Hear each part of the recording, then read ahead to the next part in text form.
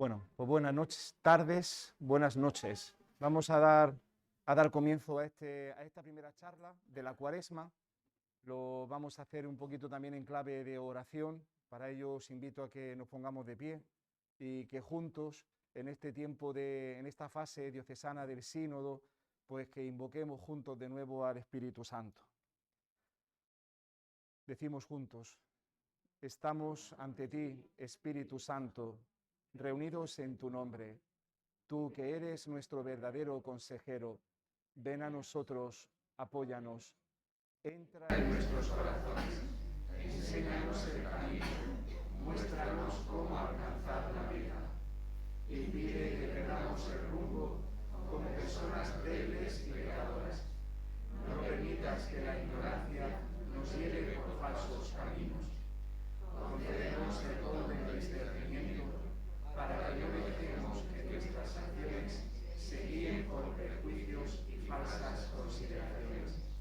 Condúcenos a la unidad en ti, para que no nos desviemos del camino de la verdad y la justicia, sino que en nuestro peregrinaje terrenal nos esforcemos por alcanzar la vida eterna.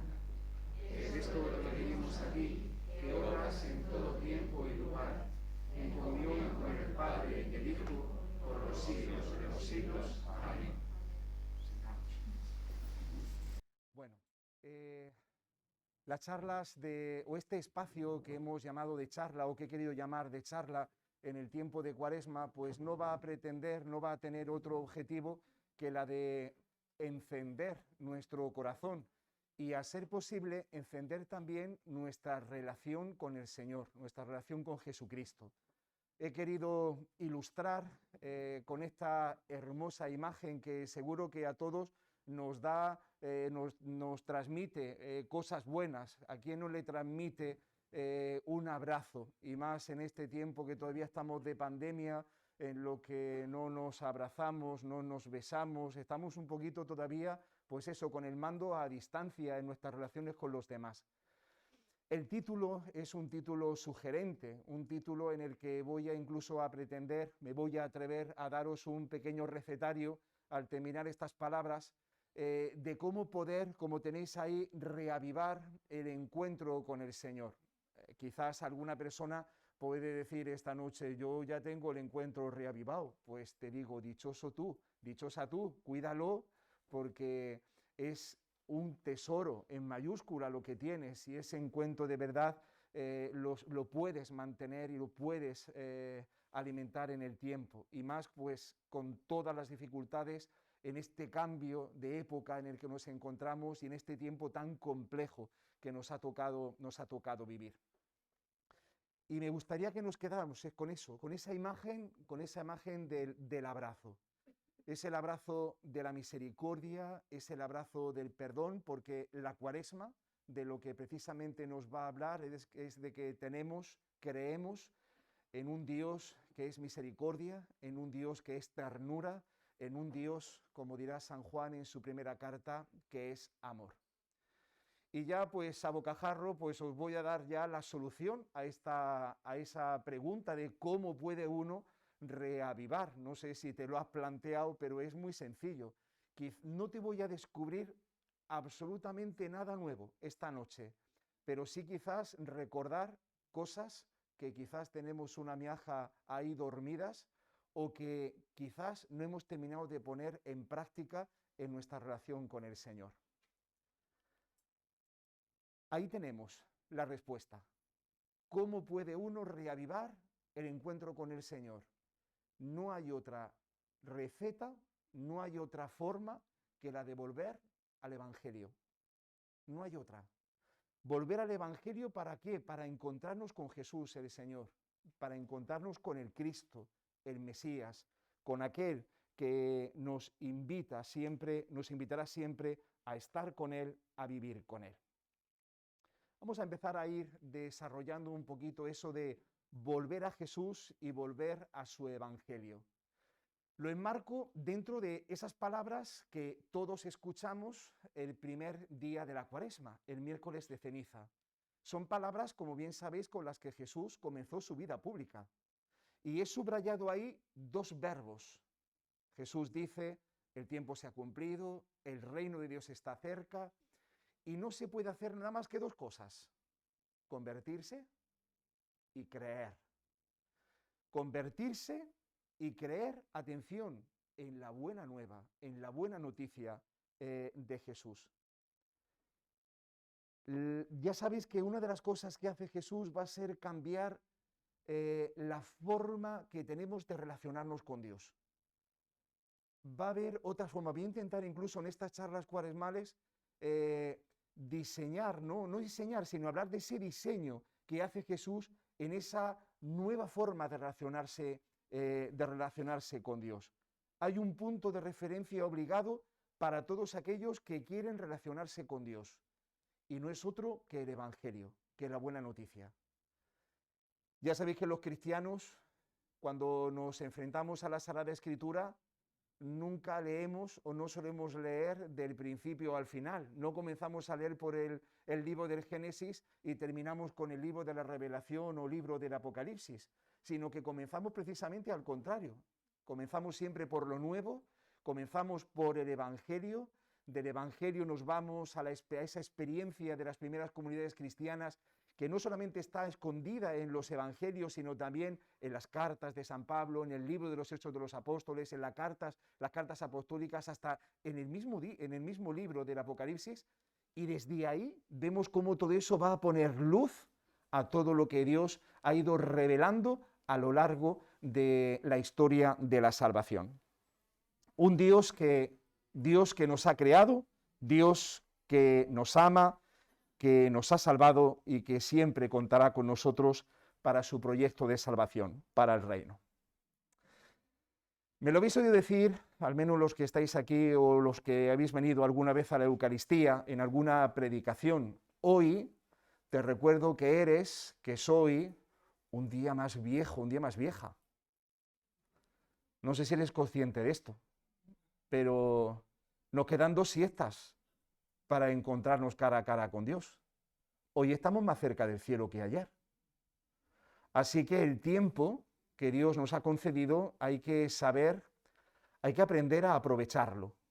Hay que aprender a vivir esta vida, como siempre me gusta repetir, con intensidad. En todo lo que ofrece la vida, en los momentos de dicha, de alegría, de luz, pero también en todos esos momentos de los que a todos no nos sale otra cosa que la huida, el huir, el escapar, el rechazo ante el sufrimiento sobre todo. A lo largo de nuestra vida cristiana, te recuerdo que tenemos que ponernos en modo de conversión. No porque toca, no porque estamos en Cuaresma y hay que limar asperezas, hay que sacarle brillo a lo que no tiene brillo, sino porque estamos vivos, porque caminamos hacia el cielo, al encuentro con el Señor. Siempre estamos en actitud, hemos de vivir siempre esa actitud de la conversión, del cambio, del mejorar. Hay que tener muy claro que en ese cambio, en esa transformación, nuestro punto de referencia para convertirnos es Jesús de Nazaret, es el Cristo, el Mesías. No son unas normas de conducta, no son unas leyes, ni unas determinadas expresiones religiosas. Yo a veces he dicho aquello de que cuando muramos y nos encontremos cara a cara con Dios, no nos va a pedir o no nos va a pedir cuenta de cuántos rosarios hayamos rezado, ni de cuántos Vía Crucis hayamos participado, sino que nos va a examinar precisamente de ese estilo de vida el que teníamos que haber descubierto y vivido a lo largo de nuestra existencia. Vamos a irnos con nuestra mente esta noche, en este rato, precisamente en la noche, al encuentro que tuvo Jesús con aquel magistrado judío que se llamaba Nicodemo.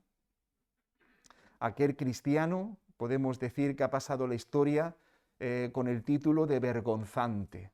Iba a Jesús, te recuerdo ver a Jesús de noche, en la oscuridad, para no verse delatado, porque estaba como a dos aguas, estaba por un lado todavía con lo antiguo y por otro lado reconocía que el Señor era el Maestro, que era el Señor, y no terminaba de aclararse. Te recuerdo que Nicodemo es el que con José de Arimatea se presentó ante Pilato para pedir el cuerpo de Jesús. Y ese fue un instante en el que Nicodemo ya dijo claramente: aquí está un seguidor, aquí está un cristiano, aquí está en uno que ha apostado y que cree en Jesús de Nazaret. Cuando Jesús habla con Nicodemo, le insiste mucho en eso de que tiene que nacer de nuevo. Nacer de nuevo, nacer en el Espíritu, que no consiste ese nacer en otra cosa que no es en encontrarse con Jesús, con su estilo de vida evangélico, de vivir y podemos decir también de actuar. Y eso nos va a dar, nos va a hacer vivir, o te va a hacer vivir, le puedo decir, Señor Nicodemo, o a cada uno de nosotros de una manera determinada. Dijo, hay una frase, perdón, ahí la tenéis, que le dice Jesús a Nicodemo, dice, lo que nace del humano es humano, lo que nace del espíritu es espíritu. Bien podríamos decir nosotros que lo que nace del espíritu es eterno. La persona que ha descubierto a Dios en su vida, ha descubierto además de que ha nacido para la eternidad. No hemos nacido para la finitud de este mundo, hemos nacido para la eternidad. Cada paso en nuestra conversión personal, la de cada uno de nosotros, en el mejor conocimiento de Jesús y de su Evangelio. Fijaros en esa frase del beato próximo santo Carlos de Foucauld. Una frase muy sugerente, quizás para este tiempo de Cuaresma, no, para nuestra vida. Volvamos al Evangelio y dice, o de lo contrario, Jesucristo no vivirá en nosotros. Ya sabéis que hace un momento ha venido una mamá a pedir la catequesis para su hija, para la celebración de la primera comunión, y terminábamos ese encuentro y dice, bueno, que el Señor está con nosotros y está dentro de nosotros. Bueno, pues hasta cierto punto a veces no le dejamos al Señor entrar. Es verdad que por el sacramento del bautismo hemos sido bendecidos, hemos sido consagrados para ser morada de Dios, templo del Espíritu Santo, pero en ocasiones no le dejamos a ese Espíritu, no le dejamos al Señor entrar en nosotros. Por eso, o volvemos a lo que es esencial, o volvemos al Evangelio, o es muy fácil dejar al Señor como nos lo encontramos en el libro del Apocalipsis, llamando a porrazos en la puerta, queriendo entrar, queriendo hacer y vivir la amistad con nosotros, y sin embargo no dejarlo. Atención, porque es muy fácil encontrarse con lo que yo al menos he podido constatar en algunas personas, en decir que la Iglesia es de todos, afirmar que la Iglesia es de todos, en afirmar que al final, pues tampoco es muy importante eso de ser cristiano, pues si haciendo el bien o pasando por este mundo haciendo el bien, hemos de tener claro que no es lo mismo ser cristiano o no ser cristiano. Sí, nosotros somos hermanos de toda la humanidad, claro que sí, compartimos, somos miembros, podemos decir, de la raza humana, de la gran familia humana, vale, hasta ahí lo compramos. Pero los cristianos ponemos un punto o ponemos algo más o aportamos, mejor dicho, algo más a la familia humana, un plus que el resto de religiones o que los hombres y mujeres de buena voluntad y que no creen en Dios aportan a la humanidad. No es lo mismo ser cristiano o no. No es lo mismo vivir como cristiano a no vivir como cristiano. Porque los cristianos formamos parte de la gran familia humana, dice, pero lo que nos va a caracterizar y lo que ofrecemos al mundo son dos cosas: a Jesús y su camino que llamamos místico. Esta palabra que quizás está muy en desuso, que nos suena un poquito extraña, la palabra místico, pues nosotros los cristianos estamos llamados también a pasar por este mundo y a vivir en este mundo como auténticos místicos. ¿Os parece que nos vayamos al diccionario por si alguien anda una miaja perdido en esto de lo que es místico, que es un místico o una mística? Pues mirad, nos dirá en la segunda acepción del diccionario que es un adjetivo, la persona mística, el hombre, la mujer místico, mística. Dice, atención, que aspira a conseguir,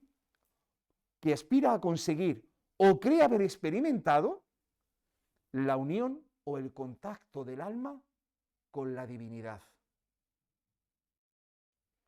Al fin y al cabo, la persona que está en proceso de encontrarse con Dios o que ya se ha encontrado con Dios. ¿A que no sabías esto? De que tú eres un hombre, estás llamado a ser un hombre y una mujer místico, mística. Pues mira, el místico, ahí tenemos una fotografía que he encontrado del apóstol San Pablo, una fotografía, es decir, un dibujo del apóstol San Pablo, para precisamente subrayar que el místico es el hombre o la mujer que, como San Pablo va a llegar a decir, ya no soy yo el que vive en mí, es Cristo, es Jesús el que vive dentro de mí.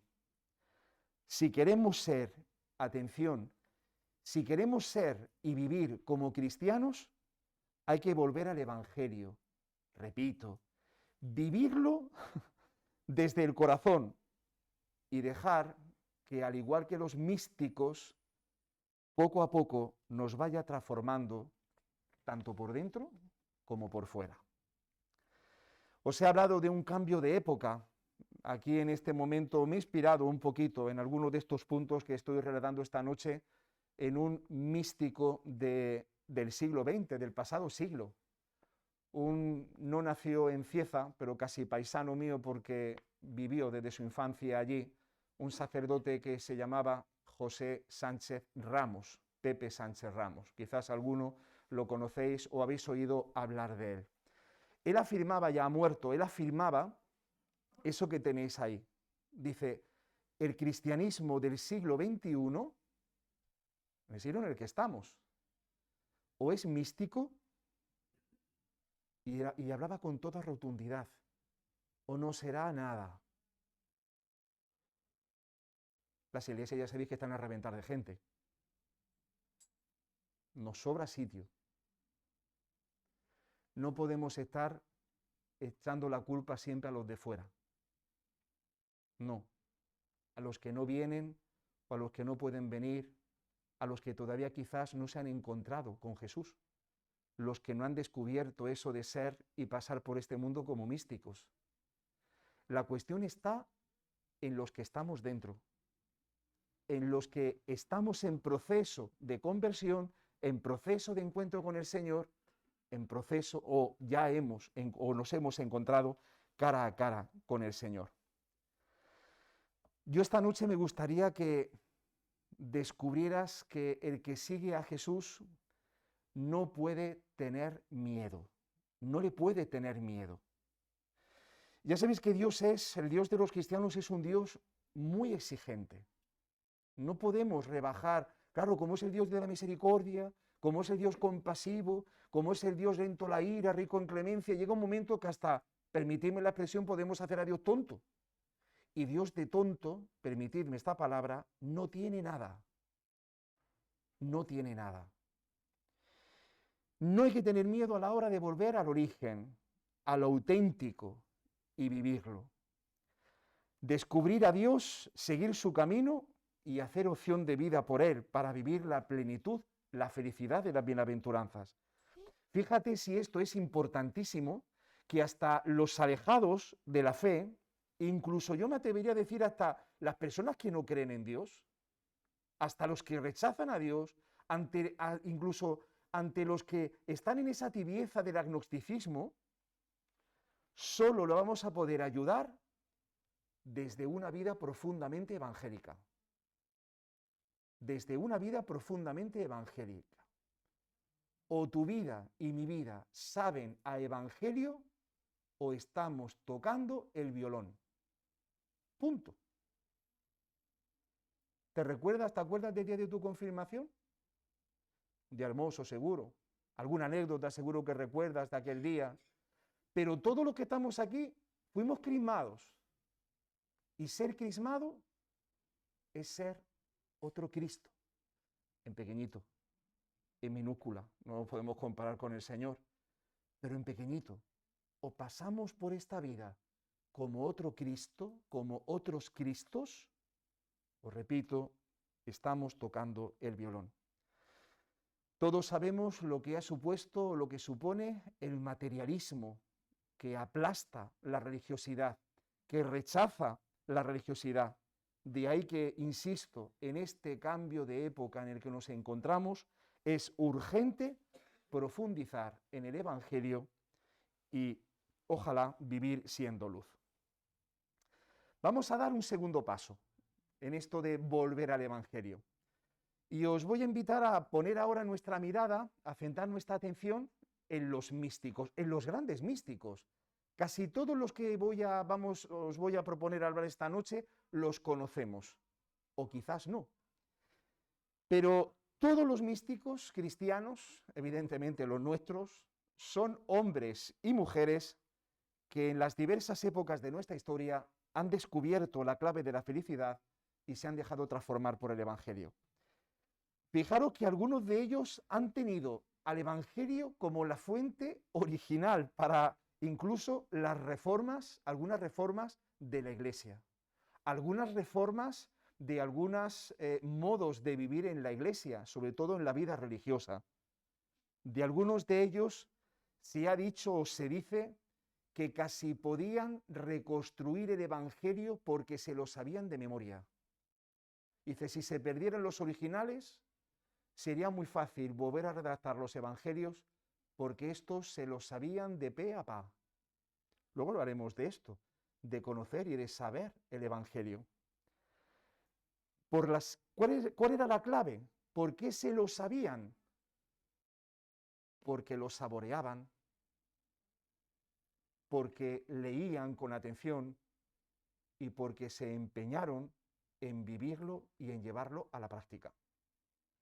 Ya sabéis que los santos todos nos van a decir lo mismo. Somos todos un tajo de pecadores. Hemos metido la pata, permitidme la palabra, 1000 veces, pero nos hemos agarrado al Señor. Hemos sentido dolor de corazón, le hemos dado la mano y hemos seguido sus huellas con su misericordia, apoyados en su misericordia. Si estudiamos con atención las enseñanzas de los místicos cristianos, vamos a descubrir que sus textos, aquellos que escribieron, están llenos de citas del Evangelio o de la Sagrada Escritura en general.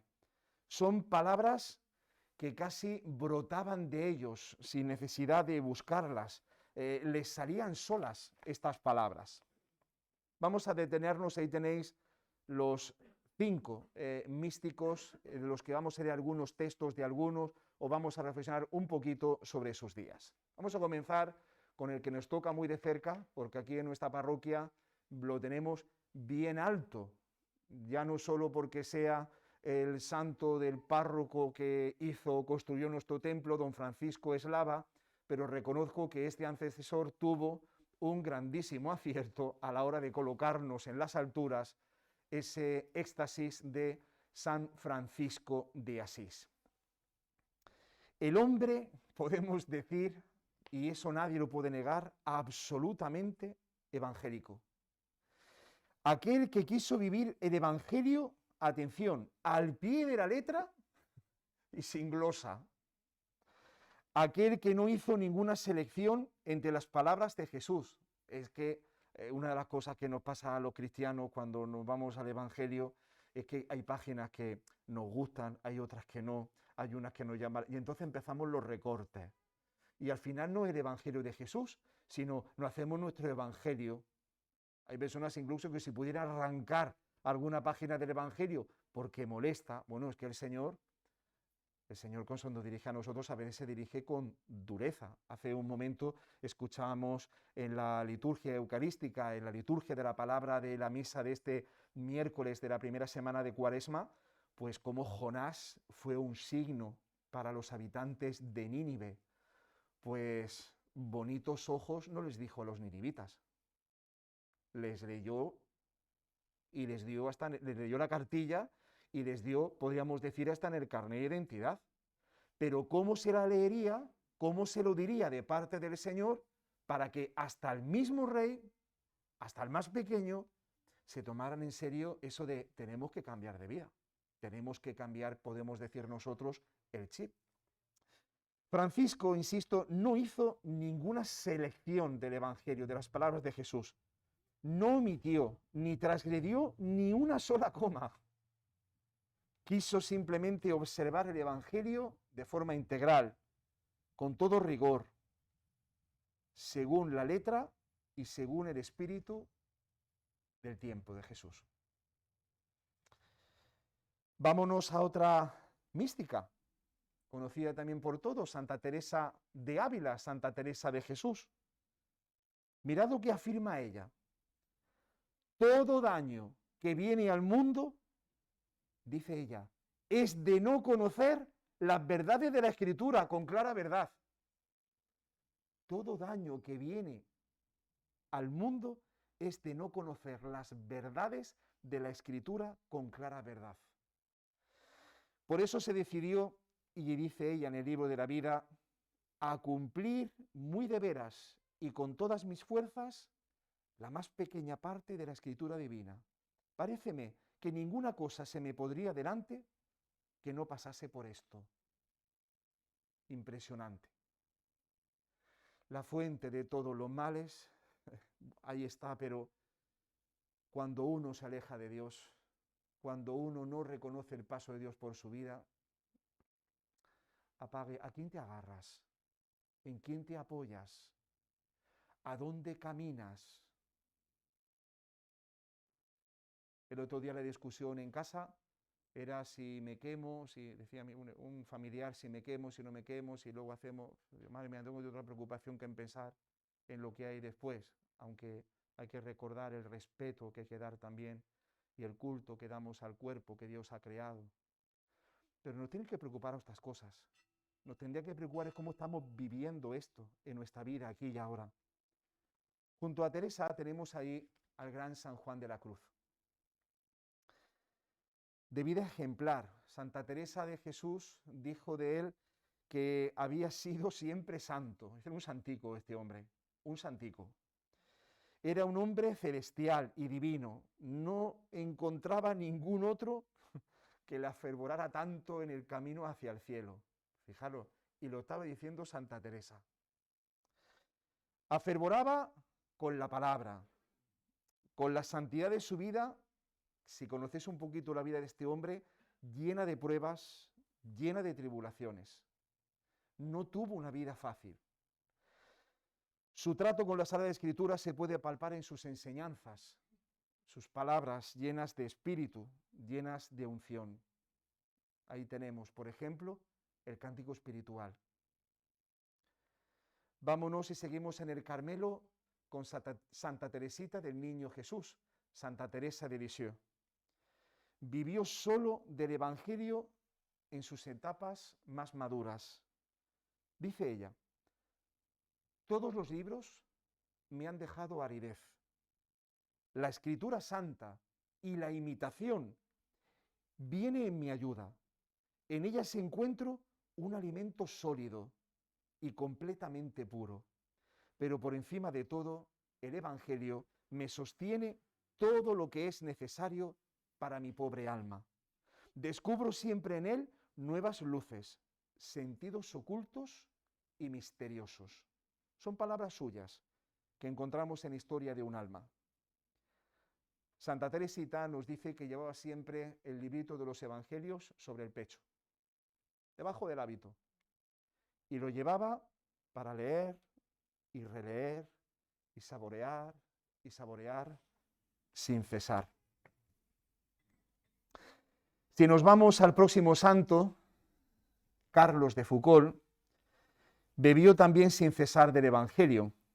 Él dice, recibamos el Evangelio. Atención, ahí lo tenéis. Seremos juzgados por el Evangelio y según el Evangelio.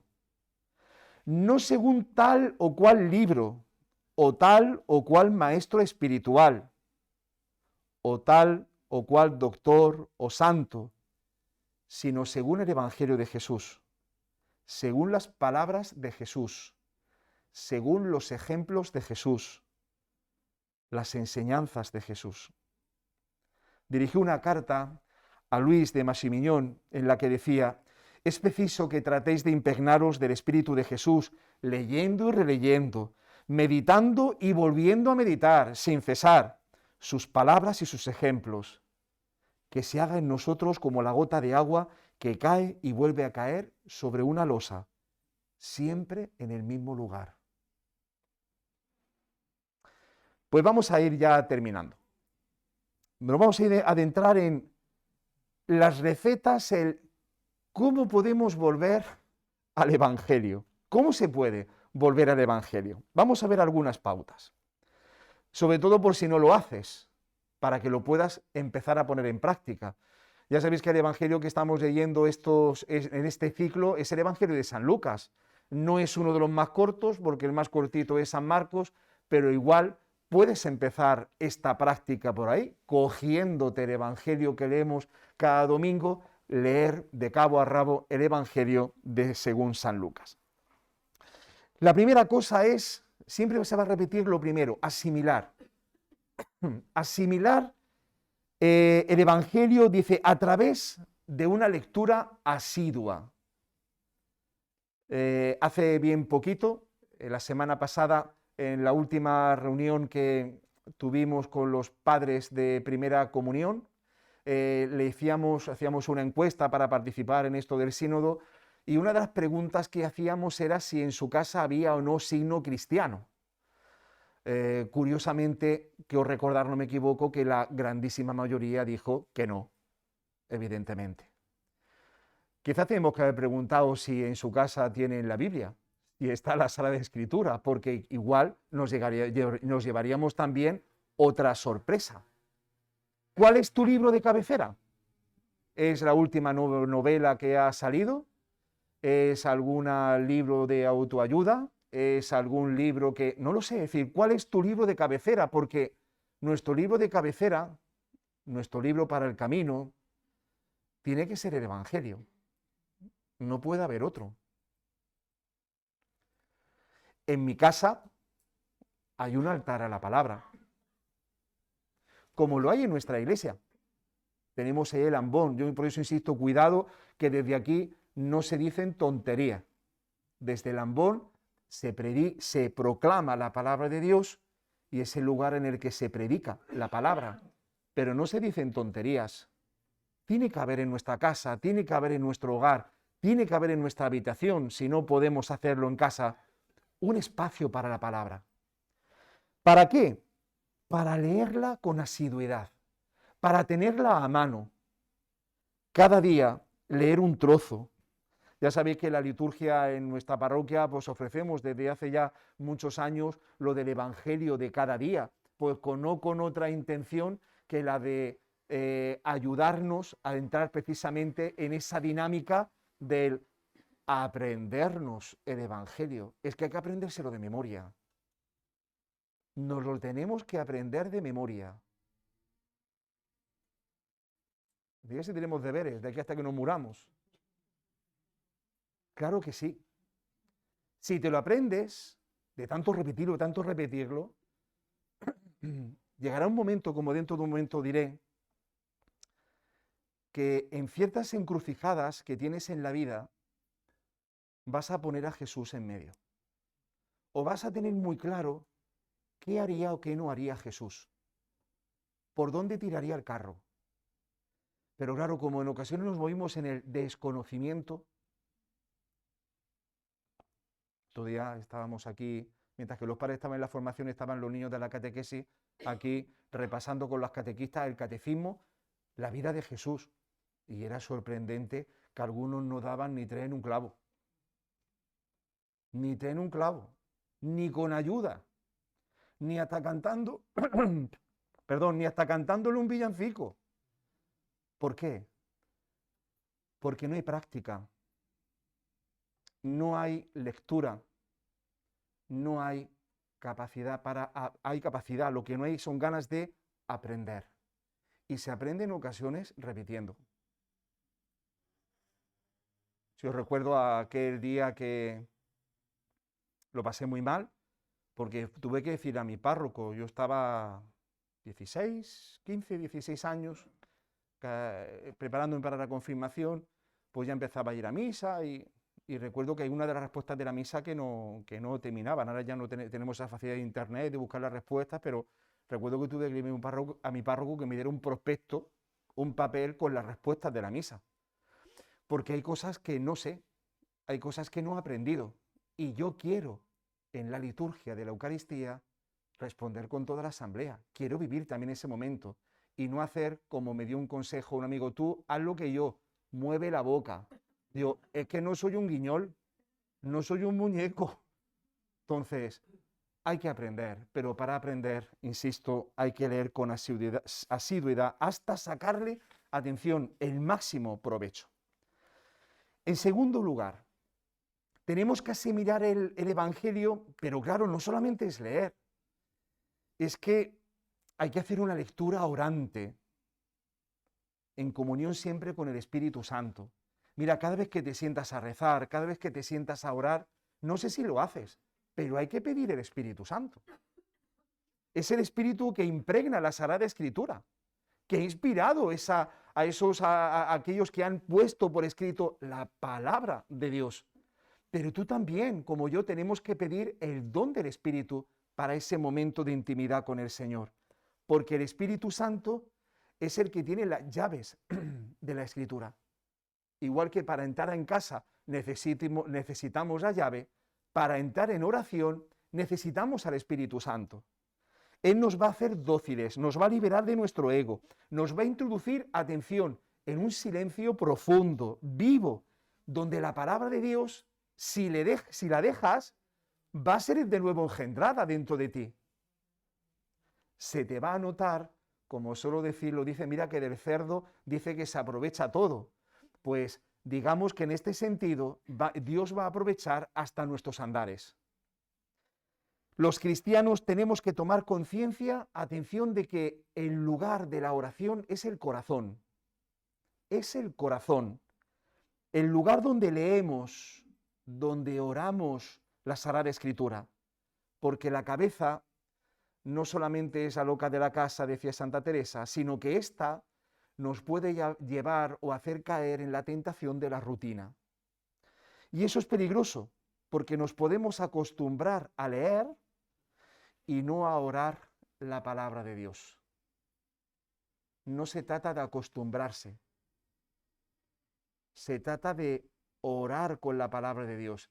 Aquellos que ejercéis el ministerio de la palabra o que, mejor dicho, que proclamáis, no tenemos ministerio de lector instituido en nuestra parroquia, pero aquellos que proclamáis la palabra de Dios, mira que te digo, es que se nota el que la ha orado al que no la ha orado.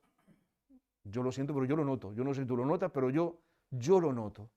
Se nota el que reza, el que tiene contacto con la palabra de Dios al que no lo tiene. Se nota.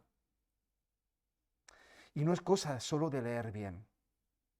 Es cosa de que o lo llevas por dentro porque lo llevas porque tú has tomado esa decisión, o simplemente, pues bueno, pues prestas un servicio, pero se te nota que eso estás intentando iluminar por fuera cuando no estás iluminado tú o iluminada por dentro. Para poder descubrir el sentido de las Escrituras, es necesario invocar al Espíritu Santo. De esta forma llegamos al corazón, lugar donde se va a producir ese encuentro con el Señor. En tercer lugar, no solamente hay que una lectura orante, sino que hay que asimilarlo con una lectura hecha también con atención. Recuerdo que cuando entré al seminario nos decían, hay que tener 2 Biblias. Hay que llevar 2 Biblias. ¿Cómo quedó? Pues con una sobra. No. Tú tienes que llevar la Biblia con la que rezas, con la que oras. Y luego está la Biblia con la que estudias. ¿Es la misma palabra? Sí. Pero el trato es distinto. Y yo tengo mi Biblia con la que rezo. que está ya hecha bicarbonato, tengo que empezar ya a cambiar. ¿Por qué? Porque está subrayada, porque está pintada, porque he puesto anotaciones, porque, claro, es una Biblia, es una escritura con la que oro, con la que rezo, con la que entro en comunión con Dios. No me dedico solamente a los detalles teológicos, a los detalles de cómo vivió Jesús, sino la Biblia hay que hacerla oración. Y para eso hay que elegir bien el momento del día en el que rezamos o oramos con la palabra de Dios.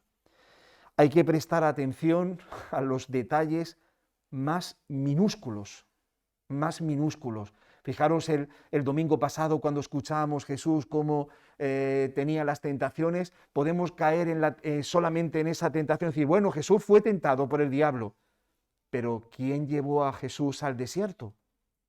Lo llevó el Espíritu Santo. Y eso puede pasar desapercibido, de que en el desierto Jesús no estuvo solo. No estuvo solo. La lectura nos conduce, podemos decir, a la puerta de la contemplación. Si le preguntamos a los místicos, dirían al éxtasis con Dios, a esa infusión amorosa de su espíritu que Él está dispuesto a darnos a cada uno de nosotros. Evidentemente, si no le dejamos al Señor, el corazón no se inflama, no se enciende. Déjate, por favor, cuando reces, cuando ores, mejor dicho, con la palabra, déjate sorprender por el Evangelio. Lee despacio, a gusto. Lee sin prisa, que demasiadas prisas tenemos ahí fuera. Yo hasta me he puesto el cronómetro para no hablar más de la cuenta. Fíjate, estamos siempre pensando en acaba bien, queda bien. No te preocupes el acabar mal. No te preocupes si tardas más. No te saborea y vive ese instante. No vayas a la búsqueda de cosas previas y déjate llevar por lo que Jesús, por lo que Dios te va a revelar en ese texto del Evangelio. Decía Pepe Sánchez Ramos, dice, la lectura hablada, hablando de la palabra, dice, la lectura hablada, dice, alimenta la boca, como tenéis ahí. La meditación la mastica, la oración la saborea y la contemplación da dulzura. Buscad leyendo y encontraréis meditando. Llamad orando y se os abrirá a la contemplación.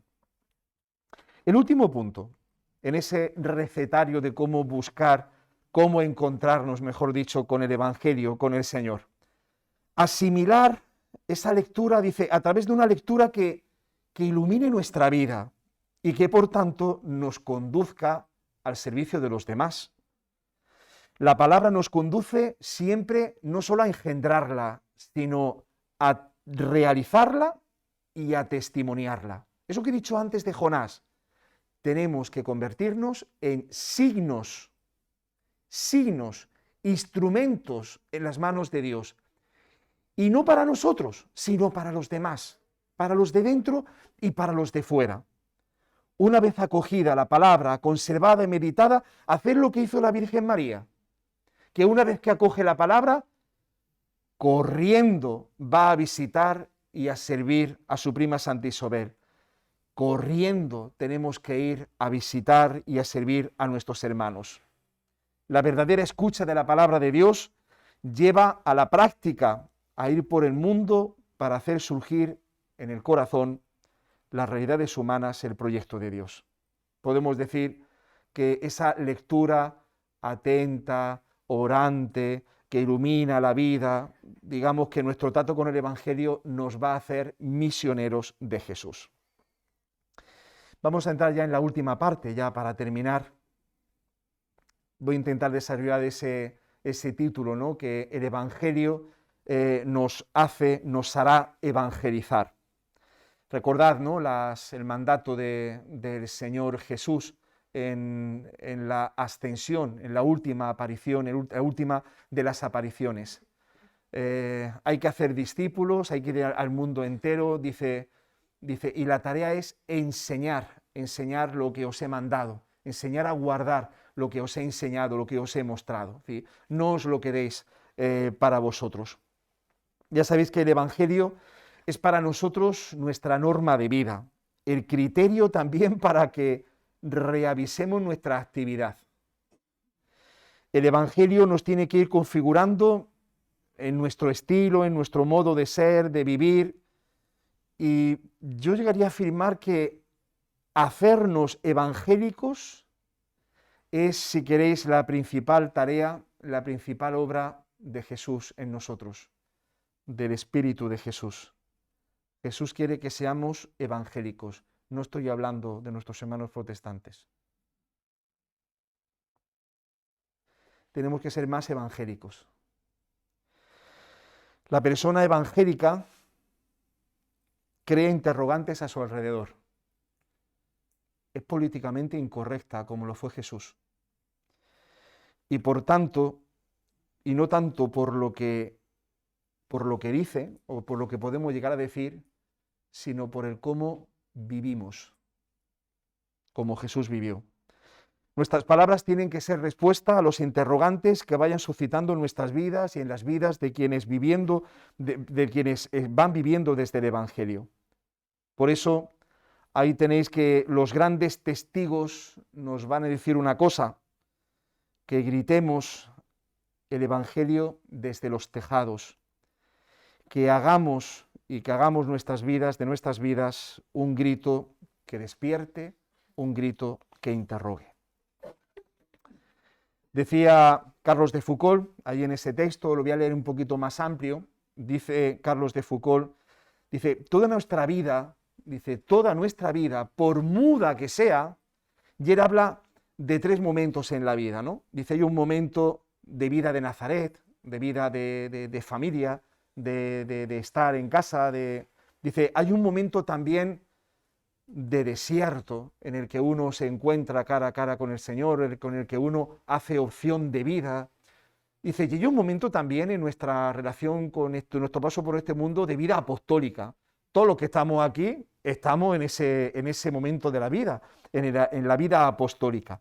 Dice, pues, toda nuestra vida en esos 3 estados, dice, debe de ser predicación del Evangelio de Jesús, y dice él, por el ejemplo, toda nuestra existencia, todo nuestro ser debe de predicar el Evangelio a lo que he dicho antes, sobre los tejados o desde los tejados. Toda nuestra persona debe de respirar a Jesús. Todos nuestros actos deben de gritar que somos de Jesús. Deben presentar la imagen de su vida evangélica. Llevadles el Evangelio no tanto predicando con la boca, sino predicando con el ejemplo, no tanto anunciándolo, sino viviendo. Bueno, pues vamos a terminar. La próxima semana, si Dios quiere, lo vamos a hacer aquí en el salón, porque no conté bien con el tema de algunas actividades que se solapan en este mes de marzo, y el espacio en el que celebraremos estas charlas será aquí, en el salón parroquial. La próxima semana el tema se va a centrar en la oración de Jesús, en cómo Jesús oró, cómo se relacionó con el Padre. Entonces vamos a centrarnos precisamente en el Evangelio, según San Lucas, y a descubrirnos y a encontrarnos cara a cara con la oración de Jesús. Nos va a servir mucho para la hora de hacer nosotros también oración. Pues nos ponemos de pie, como hemos hablado un poquito de algunos de los místicos, nos hemos asomado un poquito solamente. Quizás te puedes proponer y decir, mira, pues junto al Evangelio pues voy a cogerme la vida de uno de los santos, algún libro, alguna obra de uno de estos místicos, y que pueda yo también llevar a mi vida. No estaría mal como lectura espiritual. Os invito a rezar con esas palabras que nos regaló también el beato Carlos de Foucauld en la famosa oración del abandono. Y juntos le decimos a Dios: Padre mío, me abandono a ti, haz de mí lo que quieras, lo que hagas de mí te lo agradezco, estoy dispuesto a todo,